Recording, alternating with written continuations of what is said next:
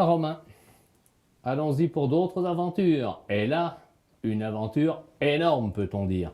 C'est-à-dire le plus grand vase qui a été réalisé à Longwy depuis plus d'un siècle. Nous sommes en présence ici d'une pièce qui mesurait 2,13 m au départ, c'est-à-dire lorsqu'il a été réalisé. Donc à Saint-Jean-Lez, on s'est fait une spécialité de ces grands vases, et je suis moi-même très passionné par la réalisation de pièces monumentales. On le sait par les sculptures que je fais pour les façades de mairie, pour les jardins, et tout ce qui est l'environnemental, on va dire. Et là, nous avons voulu tester un nouveau four à bois, parce que nous cuisons ces pièces-là avec un four à bois, comme par le passé. Et la pièce a été tournée à 3 mains, c'est-à-dire qu'on ne peut pas le faire seul. J'ai 3 mains, non, 3 personnages. Donc il y a au départ le tourneur Jonathan Zachary, il y a ensuite son aide qui est Philippe Gontier, et puis il y a pour la sculpture moi-même. Donc nous travaillons en 3 en coïncidence. C'est-à-dire qu'au fur et à mesure que le vase monte, eh bien je le sculpte. Alors c'est un travail complexe parce que ce qui n'apparaît pas aux yeux, ce qui est difficile à gérer, c'est le séchage de la terre. La terre doit sécher du bas vers le haut de manière identique, c'est-à-dire parallèle. On ne doit pas avoir la base qui est humide et le haut qui est sec, ce qui est souvent le cas, bien qu'on a l'impression que c'est le contraire qui doit se passer. Et gérer l'humidité, c'est très compliqué. Surtout que nous tournons ces vases-là en été et non pas en hiver, ce qui est carrément impossible car le froid empêcherait une bonne maturation de la terre.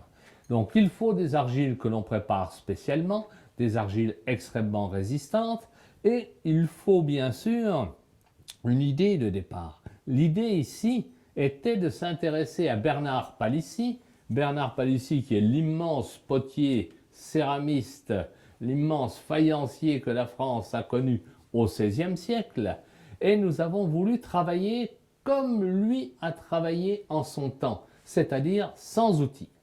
Tout a été fait entièrement à la main, tout a été sculpté avec les pouces, et puis ensuite l'émaillage a été fait comme lui le faisait en son temps, c'est-à-dire avec des matériaux qui se vitrifient, mais des matériaux extrêmement simples, car il n'y avait pas de chimie à l'époque, il n'y avait pas de produits complexes. Donc on a utilisé uniquement des matériaux naturels qui se vitrifient à un feu aux alentours de 1000 degrés.